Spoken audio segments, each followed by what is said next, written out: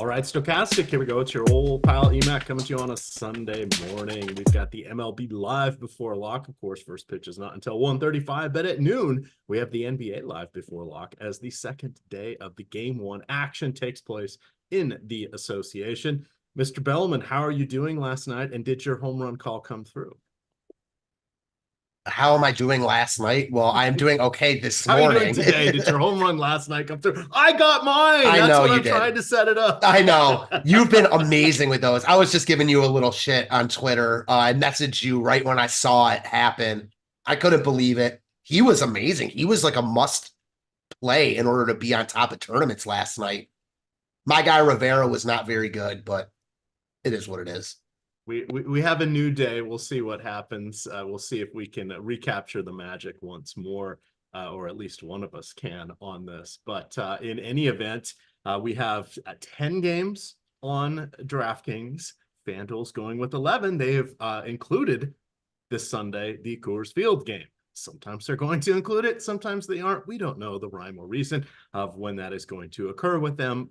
Same thing will happen with the Texas games if they are going off in that 3 o'clock hour from that standpoint. So I just had to reboot. So I had to shut down all of my stuff here. But I do want to remind everybody that we are sponsored by Prize Picks. And if you sign up through our link, I'm gonna give you the link here in the YouTube chat. You come in on our link, you get up to a $100 deposit match on your first deposit, and you also get a full month of Odd Shopper, which is very, very important. If you've already signed up for Odd Shopper, you can get 1 week for $1 of Odd Shopper by using the promo code playoffs. So we get that out of the way early here. But what do we got here, Matt? We're gonna go pitchers. We're gonna go stacks. Christian Javier scratched Hunter Brown. Now in the mix, Hunter Brown, he of the 1 million earned runs in his somewhat abbreviated. Is it an abbreviated start if you give up 9 runs, even if you only lasted 4 outs? I don't think that's an abbreviated start. That's a long day for him. He's now in prominence going against the Washington Nationals, who have somehow won 3 of their last 5 games, including 2 against the Dodgers. They won in extras last night against Houston. It was a lifetime ago, a literal lifetime ago, when Washington beat Houston in the World Series. I think most people have completely forgotten Washington was World Series champions at one point. That was 2018, a long time ago. Long time ago. What is at the top for you here now that we've lost Javier? I'm assuming Aaron Nola. Yeah, I mean, I will say I didn't get my home run call last night, but just locking in Luis Castillo helped. I know that he was popular, but not as popular as he should have been. Today, I don't know how you get away from Nola, even at that price point. 3 run total for the White Sox. They've been atrocious. He's by far the best pitching option on the slate. I think there's a chance that by the time he throws the first pitch, the implied line could be down to under 3. It could get to the 2.9 area, depending on the book. I don't think all the books will get there, but some of them may push that. It's just crazy. I mean, if you look at the White Sox, they're of course missing Luis Robert Jr. They are missing Yohan Moncada, even Max Stassi, who it's like, oh, Max Stassi. Look, he's a capable catcher, and he's probably better off offensively than Martin Maldonado. So you've got Paul DeJong dinged up. So suddenly, well, he's definitely better offensively than Maldonado for sure. Maldonado had moments every now and then against lefties, when he's in the state of Texas. But we're looking at a heart of the order. The always injured Eloy Jimenez, Gavin Sheets, Andrew Benintendi, Kevin Pillar. It's like the reunion tour here of the Boston Red Sox. This is a sketchy lineup at best. Is there anything that you can say about Nola that is not in his favor? Yeah, I mean, just to pick him apart a little bit, outside of his last start against the Rockies, he hadn't been great this season, but he was great last time out against the Rockies at home. I think his price tag is the only thing, because it is prohibitive.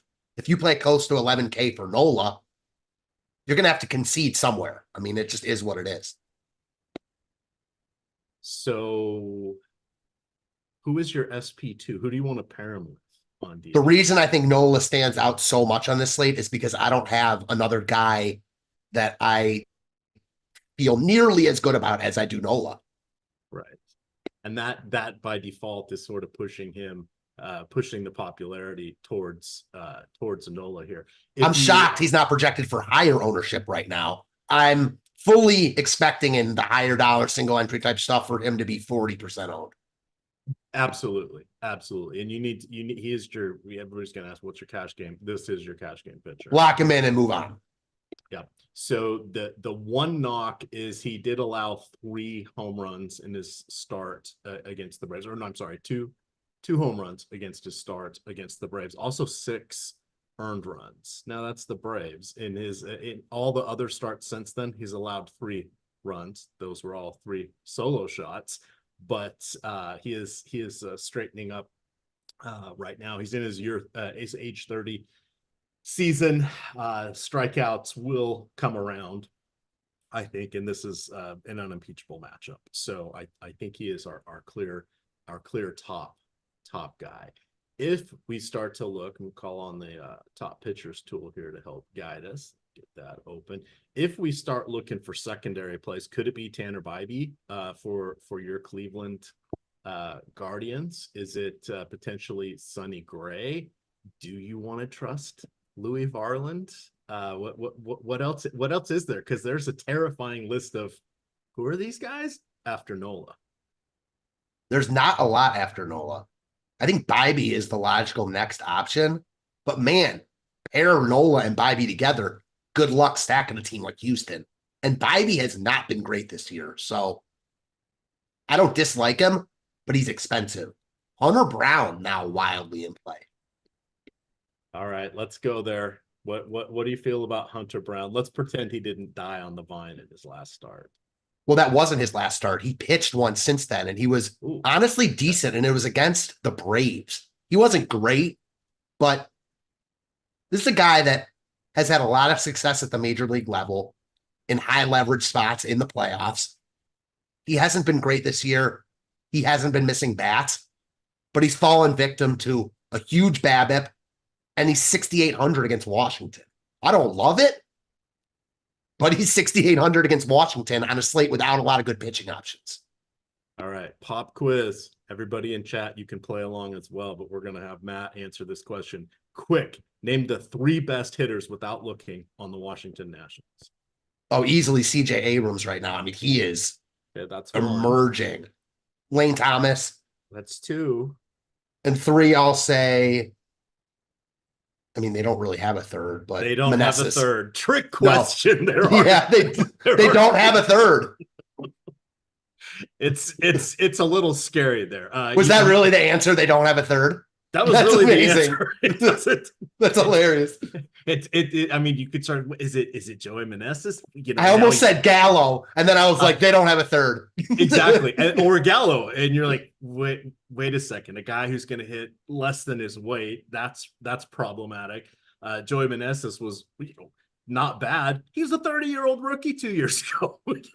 So not good. The other 2 guys could make the All-Star game on their own merits. Right. They're both very, very good. They're the cornerstone of the team, but there is literally nothing behind them of note. And half these guys aren't even replacement level. I mean, you have Luis Garcia, not that Luis Garcia or the other Luis Garcia, but the Luis Garcia on the Nationals. I mean, he's hitting fourth or fifth in these lineups. This is just not good times for anyone. You've got Eddie Rosario well on the wrong side of 30. Jesse Winker. He's got his own issues. He's the 3rd guy this year, though. He's been good this year.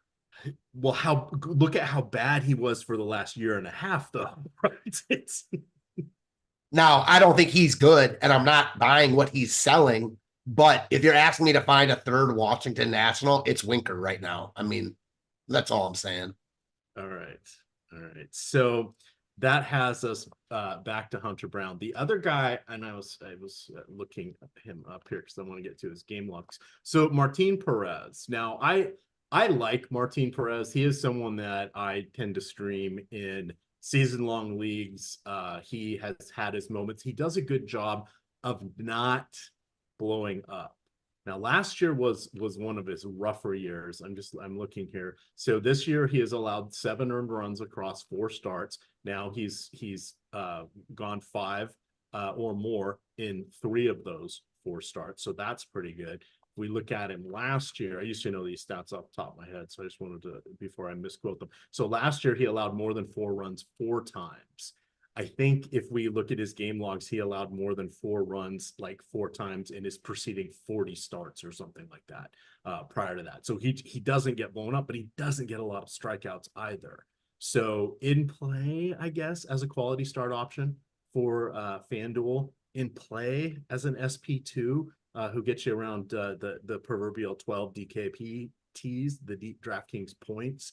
But I think we're looking at him for a potential SP2 here to not go negative. Are you talking about Martin Perez here? Martin Perez, yeah. Yeah, he's definitely in play. I mean, that's more of a product of the slate than Martin Perez himself. But you just look at the tools. I mean, he's like 7th overall in the top pitcher tool. He's got the most leverage of any pitcher on the slate. No Devers, no Tyler O'Neill for Boston. I don't hate it. Yeah, and that's kind of the counterpoint here is he's not great. It's like Boston's missing their 2 best hitters while they're not at the Nationals level. They don't have a great offense either. I mean, think of all the Boston players that are no longer with Boston. And also, their lineup sets up a lot better against right-handed pitching. Yeah, yeah. So this is a spot to consider Martin Perez. The other thing about Perez here, you look at a guy like Louis Varland, projected for 30% ownership. I mean, you can get a 1/6 of that in Perez. So definitely in play for me. Yeah. And I mean, Perez has a shot at the win as well today because he's got Josh Winkowski on the other side. And while Pittsburgh obviously not great, they got a 4.7 implied run total. It's going to be it's not warm today. It's going to be around 50 for game time temperatures. That's the other underlying thing. It's going to be in the 50s in most of the East Coast games and the Midwest games, and then it really doesn't get much above 60 on the West Coast and the other games. We're still in early spring, right? We kind of forget that sometimes. No precipitation to worry about anywhere, but it's just colder weather today. And in most cases, the wind or breezes, in a lot of cases, they're only breezes. They're not more than 10 miles an hour. They're almost all blowing out. So it's good. Be cold, but good day for baseball. Here, Varland does have, it's going to be in the mid 50s there in Minnesota. They have one of the bigger wind conditions. I say wind once it gets above 10 to 12 miles an hour. It's in the 12 to 15 mile an hour range going out to right center. So that is interesting, I guess, for those that are into that sort of thing. Jumping the gun, though, I'm going with my home run of the day, my long shot home run of the day, because you brought up Louis Varland. It's going to be Parker Meadows. He was on Odd Shopper. So you guys, if you're not using Odd Shopper to do line shopping and use the market-based approach to find inefficiencies across all of the sports books, you're simply doing it wrong. Promo code playoffs gets you a 1 week for $1 opportunity here at Odd Shopper. But this morning he was up to plus 900 to hit a home run. That was on FanDuel. Now this is a long shot. I mean, stochastic tools have him for about that being plus 700 or plus 720. He's got about a 9 to 10% chance of hitting a home run, right? That's 1 in 10. That's not a lot, but the payoff, the ROI on this when looking at a long-term horizon was 20.3%. That is big. Now you got it. I mean, you don't throw tons of money on these home run calls, but something that has an ROI like that, if your usual bet is 10 or 20 bucks, if you're putting 3 to 5 on something like that consistently, it just has to hit 1 out of 10 times at that number, and you're making 20%. Do you need that long-term time horizon? It could go almost a whole season. Your Meadows, I usually perfect spots, but I like this one. I just want to say, like on Louis Varland, I usually don't pull up YouTube chat while we're doing the shows, but I just happened to, and Sean V said, Varland sucks. Something to the effect of Varland sucks. Like, crazy that he's chalky. I'm in agreement with Sean V here. Like, I get it because of the pitching options, but he's not particularly good. And there's no reason he should be the highest owned pitcher on the slate. Like, absolutely none. Yeah. Let's see. In his last 144 opposite-handed matchups, Varland has allowed a 258 ISO and a 44% hard contact rate. That opposite-handed bat we're looking at is Parker Meadows. So there we are. Wow. Parker Meadows, Louis Varland. What have we become? We're down in the dregs. We gotta get back up here into a few more pitchers. We've got Luis Gill against Tampa Bay. Not overly excited. How do you feel about Sonny Gray? I'm a kind of indifferent towards Sonny Gray. Like, I get it because of the pitching options today. Milwaukee's been really good against right-handed pitching so far this year. And we still don't know, like, is he fully stretched out yet? Probably not. I'm not like concerned about the pitch limit, but when you're 9,500 in a non-great spot getting ownership, I'll probably pass. Right. Is there anything of note about Luis Gill? So we're looking at the Rays lineup here. You got a bunch of who's that guy? Austin Shenton. I literally have never heard or seen that name until right now. He's batting fifth today. Richie Palacios, he's good. Isaac Paredes, he's good. Randy Rosarena, good. Yandy Diaz, good. Ahmad Rosario, one of your guardians, he's okay. We like him better against lefties. Curtis Mead, tiny hint of prospect with him, and then a couple creative players there at the bottom. Jose Caballero, he's got some speed, but he's batting ninth. That's not an overly daunting lineup. Another cold day in the 50s, 8 to 10 mile an hour breeze going out to right center. Do you consider Luis Gill? We got to leave no stone unturned here. Interesting side note on Curtis Mead. A couple years ago, he was traded. He's still like a top 100 prospect, fringy, but top 100. A couple years ago, he was traded from the Phillies to the Rays for Christopher Sanchez. A lot of people hated on the Phillies for that move because Mead was so highly regarded. Well, right. Sanchez has been way better. Yeah, way better than anyone could have thought. So just, shows you how baseball deals take a while to pan out. As far as Luis Gil here, I get the case for using him. Tampa Bay's lineup is not great, and they strike out a ton. I think there's still a lot of unknown with him. And I kind of view this one as where he's in play, but so are the Tampa bats. I probably won't get to either side because I'm making minimal lineups. But if I was like multi-entering playing 150, I'd have some Luis Gil exposure and I'd have some Tampa exposure.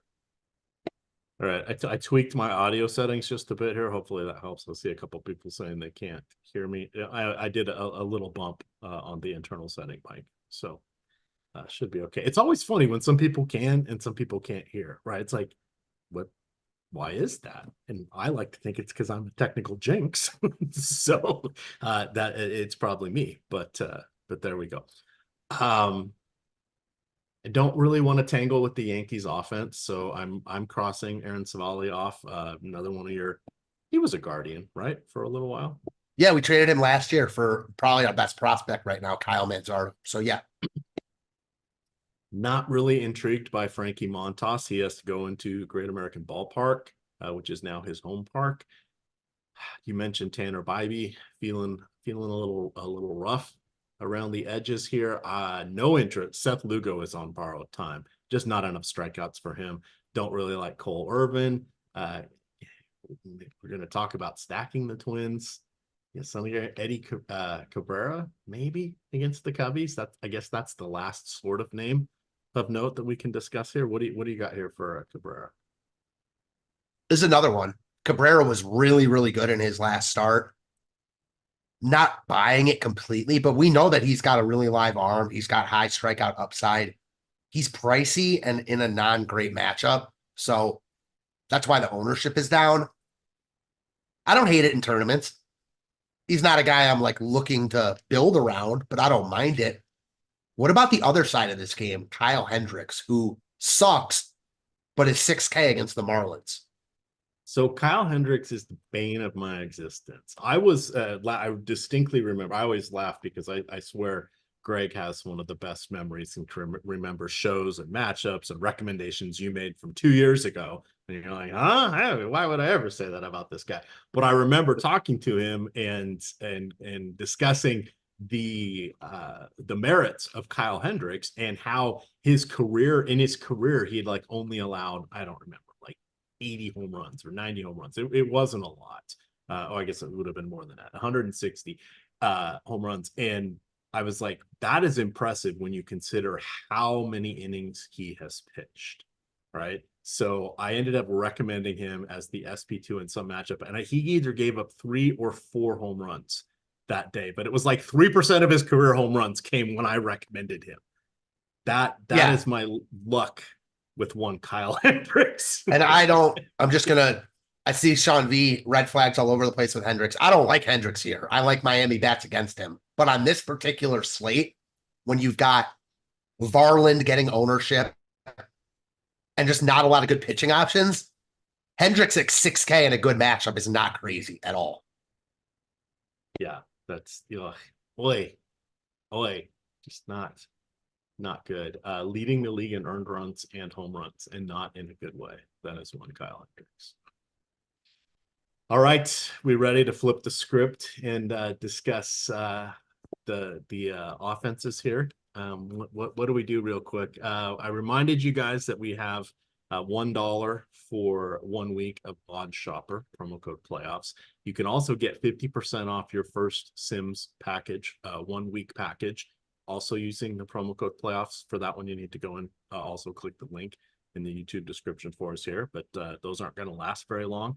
But that is a chance, celebrating the start of the NBA season, or the NBA actual season, the real season, the playoffs here. We got another 2 months of basketball, so good time to get in on both of those packages. We also have the lineup generator. We'll talk about that. Let's talk some stacks first, and then we'll go into the lineup generator. I guess near the top, it is going to be. It's got to be Houston. Right, they've been one of the best teams for years against lefties. Their key players hitters are all still with them. You got Altuve at the top. You've got Bregman can still get it done.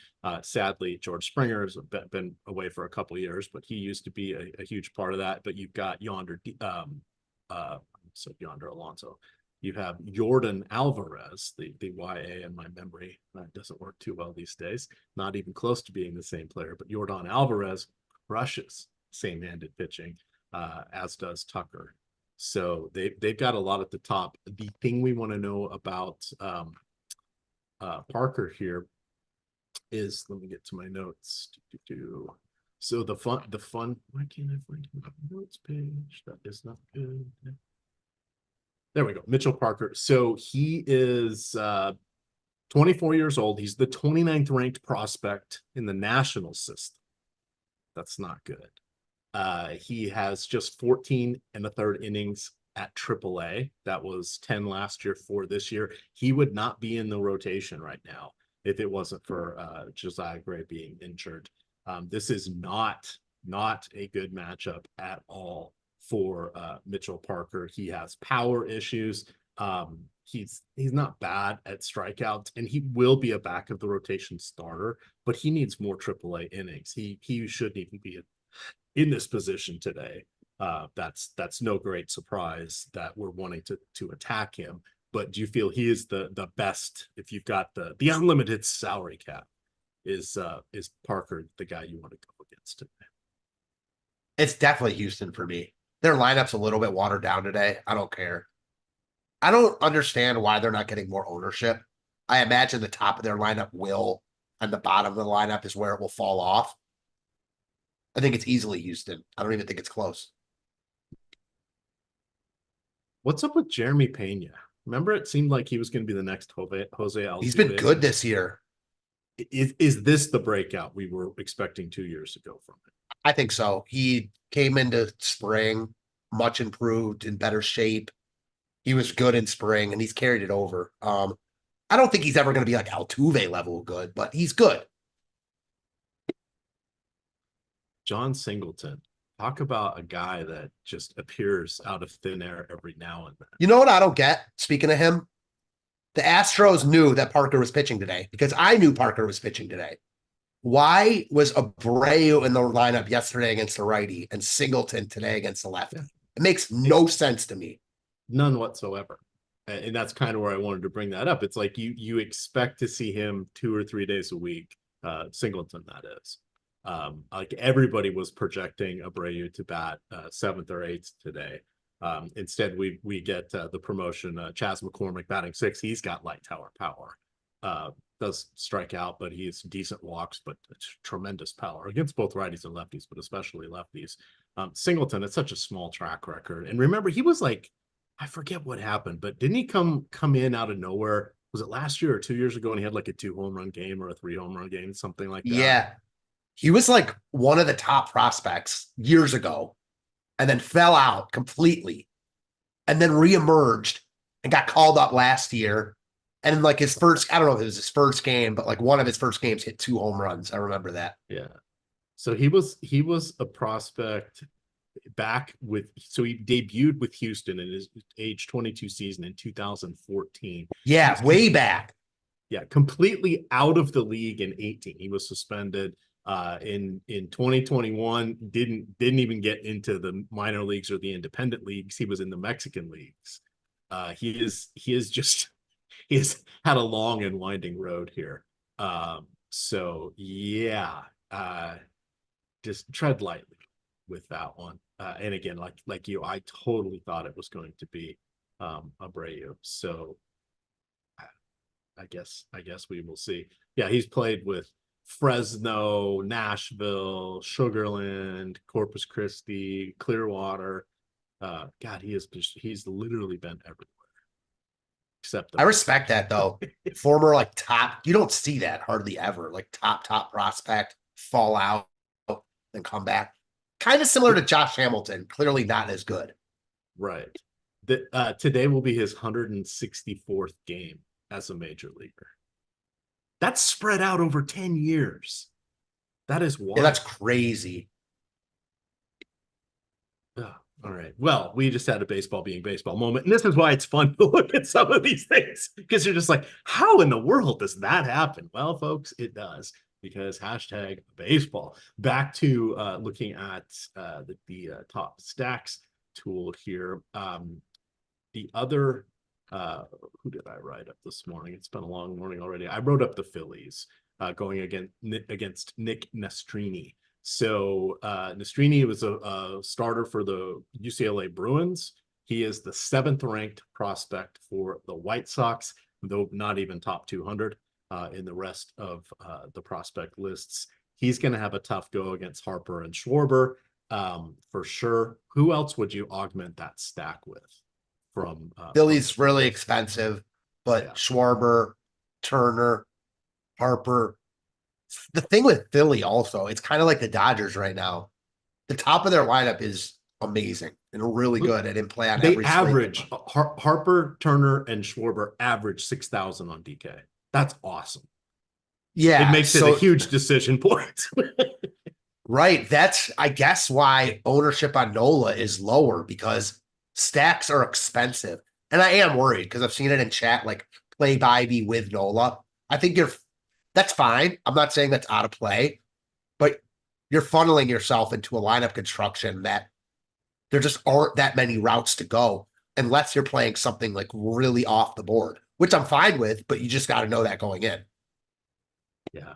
Yeah. So we've recommended 2 of the most expensive stacks. Gee, good job, EMac and Matt. Good job there. How about we talk about some of the more affordable ones? We've got Baltimore going against Seth Lugo, who at some point that horseshoe that is up his ass is going to dissolve and he's going to be in trouble. You've got Frankie Montas taking on the Angels. Ooh, who did we get for the Angels? I was waiting on that one. Trout is in. Oh God, Aaron Hicks leading off. Trout 6,500. For half that, you can get Aaron Hicks on DK 3,200. The dynamic pricing is out of control right now on DraftKings. That's kind of interesting.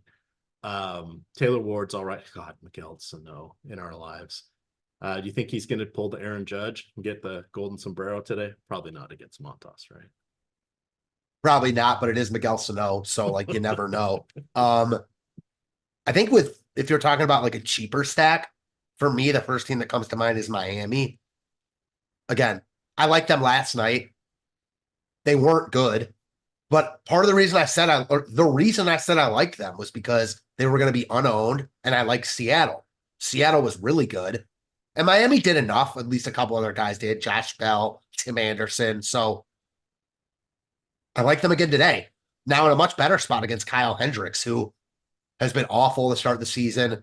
He looks not quite as bad, but very Adam Wainwright-y from last year, where it's just his days are numbered and you know it. Miami's not good, so a guy like Hendricks could have success against them, but I also just think it's a good spot for them, and they're very affordable. 9% chance of being the top value stack on the board. Ownership isn't crazy. I like Miami to spend down a little bit. All right, I see someone saying that Sano was a triple away from the cycle. All sorts of hitters are a triple away from the cycle. Quick guess. In 2,900 plate appearances, so 2,914, how many triples does Miguel Sano have? 2. 6. Okay.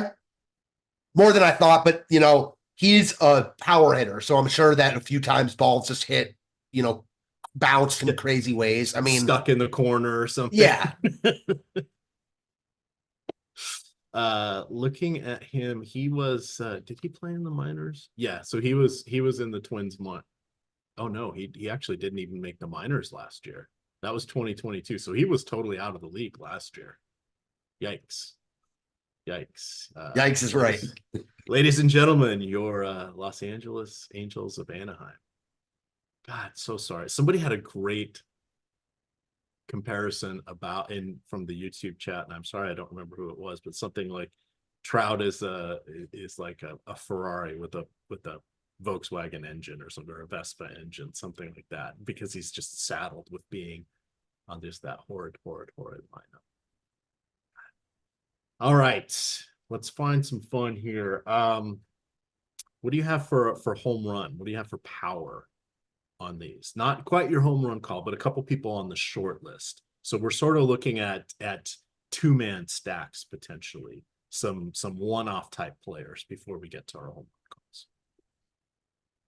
So I like the Marlins outfielders, Jazz Chisholm, Avi Garcia. Presuming he makes the lineup. He's got good numbers against Hendricks, and he's on like a 7-game hitting streak. He's really cheap. Those guys are on my short list.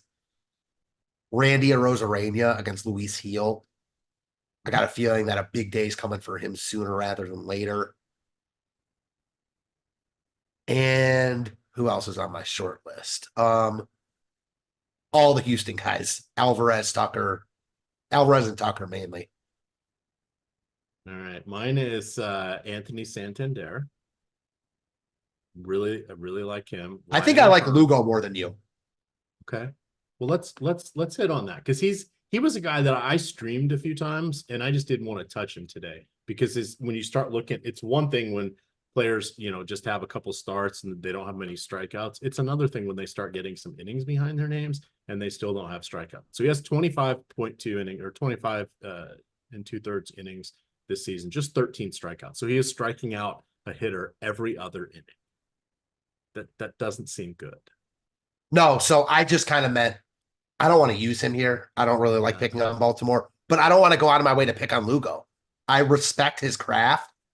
Okay. I think his strikeout numbers will improve as the year goes on. I don't know. Maybe I'm off with him, but I think he's got good stuff. I like Lugo. He doesn't allow power, which is funny because I like those two guys against him, but hit a career 1.1 home run per 9 innings. That's very, very good. Doesn't walk many players, 2.4, but just everything is in play with him, which can be a little bit dicey. All right, let's see if I've got any others that I can put forth here. Don't want anybody from there. Don't want anybody from there. Ooh. Let's talk Pirates for a second. Pirates aren't going to break the bank for us, right? I mean, Brian Reynolds is 5,000, but outside of that, Connor Joe leading off, which is crucial. Get that extra at bat. But he is just 4,200. You've got Jack Sawinski, who is my home run call of the day. Jack Sawinski is 3,600, and then Brian Hayes, not too bad. I'm kind of growing on the Pittsburgh stack here before I've created lineups, just because one, I don't think Josh Wisnowski is that great, and two, I need the savings. Yeah, I completely get it. I don't think you're wrong there at all. Jack Sawinski, will he do the Dalton Bar show for us? We'll see. A lot of his underlying metrics are like really, really good. So I like that call a lot. It's more fun to get these guys kind of off the board. I was able to get the Varsho home run down called out. It was only 5-1 on my lone sports book, Hard Rock, here in Florida. Hard Rock, such a monopoly. There are no player rewards. It's the worst. Like, you go click on their promotions page, and their promotions page is basically, hey, you can create same game parlays now. You're like, that's not really a promotion. That's right. That's kind of baseline at most of these casinos. It looks like some high school kid created their website. It's just like, oh dear God. But here we are. It's the only game in town. Who are your home run calls of the day? And then we'll let's do a quick run, Mike, on the lineup generator. I'm gonna go with Sweet Jazz Chisholm. Okay. Great spot against Hendricks here. Give me Jazz Chisholm. That sounds good. Last night we did FanDuel. Today let's look at DraftKings, Mike. Or you can look at any of them, but we can go to the varying stack types. That is 5-3, 5-0, and 4-4 on DK. On FanDuel, it's 4-4, 4-3, and 4-2-2. Let's just pick all stack types. You can do chalky lineups, balanced lineups, contrarian lineups. We can do chalky lineups because it's always fun to look at that, especially now that we're in the NBA playoffs and you understand the difference between chalk in the NBA DFS and chalk in MLB DFS. You can lock in a pitcher and you can lock in a hitter. We might as well lock in Aaron Nola here. You can build out up to 20 lineups into your holding pen. You can discard the ones you don't like, keep the ones that you do. You can now see, we have the feature saying where people are hitting in the order. That is kind of fun. I don't remember seeing that last time. But you build out up to 20 lineups. Once you've built out your lineups, you can go look at your overarching portfolio. You go over there, you can see if you click on any of the names on the right, it brings their lineups and highlights them, pulls them up to the top, so you can sort of see what you have. I've ended up with 70% Bobby Dahlbeck. That is likely a function of putting the one and only Aaron Nola as a lock in my lineup. I also have a lot of Rob Refsnyder and Connor Wong. Those guys are cheap and they are doing what we need them to do, because that is coming up with Houston 5-man stacks for me. So Nola, Brown, a Houston stack, and 3-man Boston stack. I'm looking at that. I know it's different than what Mike has up on the screen, but that's about 150% lineup ownership. You can see that when you start looking at some of those, the cheap Refsnyders, etc., they are not particularly owned. Even our most chalky plays are around 20% here in baseball. So it's easier to get away from the field here. That's why baseball has the chaos with it, the embracing the direct leverage, because sometimes attacking a popular pitcher with a stack is the best way to gain an edge on the field. I do not believe that to be the case today going against Aaron Nola by any stretch of the imagination, but you could do that against Hunter Brown. It wouldn't be the worst thing in the world to do that against Varland, etc. How many lineups are you going to build out today? I'm playing 4 lineups. All right. DK only today. Who is your favorite pairing right now of your pitchers? And we still have 2 hours basically before lock, but who of your 4 lineups, or where are you leaning for your paired pitchers? Nola, and I think I'm probably gonna roll with a combination of Nola Brown and Martin Perez and play like one Nola Brown, one Nola Perez, one Brown Perez, and then I'm not sure with the fourth. And I'm not positive I'm going to do that, but I need cheaper pitching here because I like a couple expensive offenses. And I don't really see that big of a difference between Hunter Brown and Tanner Bybee, to be completely honest. So, yeah, guys like Varland and Casey Mize are in play for me, but I don't love them. I really don't love the Varland ownership. So, Nola Brown and Perez. And again, I don't love Perez, but he's cheap. He's coming in with a ton of leverage, and the Red Sox lineup is trash today. So, yeah, I don't mind it like at all. We didn't mention Casey Mize. Looking at him, this will be his fourth start of the season. He has gone pitch count 87, 83, 95. His last one against Texas managed to survive. Best start of the season, 6 innings, allowed 2 earned runs, 6 strikeouts. He's got a few more ground balls than fly balls. It's the overall lack of strikeouts that have us a little nervous with him day to day, but cooler weather in Minnesota. The Minnesota lineup not exactly world beaters at this point. What is his career strikeout number? 7.1 per 9. That's pretty low for a starter. 12 quality starts the last time he was seriously in the rotation. That was back in 2021. 12 quality starts out of his 30 starts. So people are talking about cheap stacks. If you want to use expensive pitching, I think Minnesota is right in line there. I think they're definitely in play if you're using expensive pitching. Yeah. How do you feel about who back to the beginning, kind of our call out here as we start to wind things down? We got Hunter Brown shaping up popular. Who do you want to add there with CJ and with Thomas to go against him? Are you gonna do anything against him in the lineups that you don't have? Nah. I mean, No. I don't think it's crazy, but for someone like me, like I'm not just gonna because I'm playing Brown, play Washington and other lineups, because there's certainly no guarantee that if Brown is not great, that Washington is great. So Right. That's not for me. I don't think they're a bad play just because Hunter Brown's getting ownership and he's been very meh so far this season, but they're second lowest in our top stack tool in front of only the White Sox.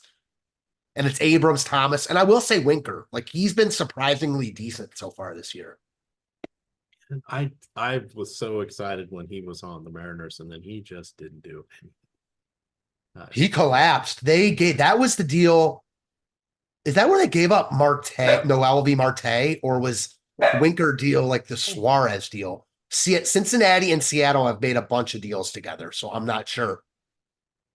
Yeah, I don't remember either. It wasn't part of the Castillo deal, I don't think. That was the Noel V. Marte deal. Marte went over in that deal. But there was also like the there was another deal between Eugenio Suarez deal. Suarez. It was Suarez. Suarez and Winker came over. Okay. I think it was just deck chairs. Okay. It was fresh start for a few people. Oh, fun one with Suarez when I was listening to that game. I think he was with Arizona now. He has like 35 game tying or late game go ahead RBIs or home run. It was some number that was just like, holy cow. Yeah. I think it's just a product of he had a couple monster home run seasons in Cincy, and he's been relatively healthy. So he's played a lot of games. I know he's like up there in the home run leaders. Yeah. Yeah. You just kind of forget about old Eugenio Suarez. It's just the way it goes. Somebody was asking what the popular offenses are. I'm looking here. Ownership share. There we go. So it's very spread out. Houston's about 11%. This is DK. Houston around 11. Cincinnati around 10. The Angels, surprisingly, around 8. Pittsburgh is up there around 4. Those are all neutral to slightly negatively leveraged. Not a lot of leverage on the offenses. It's Chicago, but come on. The field is on them at 8%. and we have them with a 1.2% chance. Pardon me, 0.8%. We have them with a 1.2% chance of being the top stack. Oakland has a 2.4. Heck, even the Nationals have a 3.4% chance of being the top stack today, which is light years ahead of some of those other squads here. So it's going to be a fun one. There's really no place to funnel people, because where you really want to go, especially on DK, you got to spend. You got to spend for the Harpers. You got to spend for the Astros. We're already spending on Nola. There's not enough 3K players out there to make that a viable path. So it should be interesting. All right. I think that is going to wrap up anything for us. Anybody have any? We'll wait just a moment here to see if anybody has any comments here in chat. Let me quickly go look at the Discord, and then reminder, in 10 minutes we have the NBA live before lock coming up, taking you into 1 o'clock. We have a huge NBA slate today. Big contests are out there. Oh, here's a good question. We didn't really talk about Colorado, because they are on the FanDuel slate. So getting the question, how do you guys feel about Kirby? Yeah, not great. Why really do that? Last night we really liked Castillo, but it was a function of basically a 4/5 game slate. We didn't have a lot of other options between the weather, the crappy lineup, and Castillo being a really good pitcher. It was easier to go there. Kirby, inconsistent. Mariners have a really good pitching rotation, and that's what makes them playoff contenders, because it sure as hell isn't their offense. But Kirby, Gilbert, who is it? Wu, who's hurt. They're inconsistent, right? Gilbert's probably the best of them. Kirby is number 2. They just haven't quite broken through with the total consistency yet. They're great. Any team would love to have. There's Bryce Miller too. Oh, Bryce Miller. Yeah. I forgot about him. I wouldn't want to go to Kirby today. I'm with you. I don't think he's out of play, because it's the same spot as Castillo was in last night, but Correct. Much preferred Castillo. I mean, Castillo was way too cheap on DK, and there weren't good pitching options. So yeah. But now we got double the pitching options. Right. I don't know how many of them are good, but we have a lot of choices here. Just quickly pulling up Kirby's numbers here. Let's see. Strikeouts are right around league average. So that makes it a little bit rough. Does a good job of limiting power, fair amount of ground balls. He's always in play for the quality start. So I think that's important for FanDuel. I would have zero issues going to him if they put up an afternoon slate. I think all of a sudden, for the same reasons we like Castillo, we like Kirby on that shorter slate, but otherwise not really. And then I think it's Quantrill going in the first one today. So a lot of green across the Mariners lineup between the JP Crawford, Jorge Polanco's, right? You got to get those lefties going. I forget who the pitcher is in the second doubleheader game, but it's a pretty crappy pitcher for Colorado as well. You got switch hitter Cal Raleigh. So look to the lefties today for the Mariners, but neutral on Kirby. I wouldn't get out of my way to get there. So, all right, that is going to do it for us. So recapping everything, we like the Phillies, we like the Astros. We like Nola, of course. He's the obvious play. A long shot home run for me was Parker Meadows. Official home run call of the day is Jack Sawinski batting fourth. You've got who are your calls, Matt, as we sign on? My long shot is Avi Garcia, and my home run call is Jazz Chisholm, but Garcia isn't in the lineup, so I scratched that one. Okay. There we go. Thank you to producer Mike for getting us going here. You guys can follow Matt on Twitter at Fantasy Tips Matt. You guys can see me at EMac DFS. And of course, it is stochastic_COM. With that, gamers, stay tuned. Same YouTube channel, different stream. You can catch NBA live before lock. Good luck.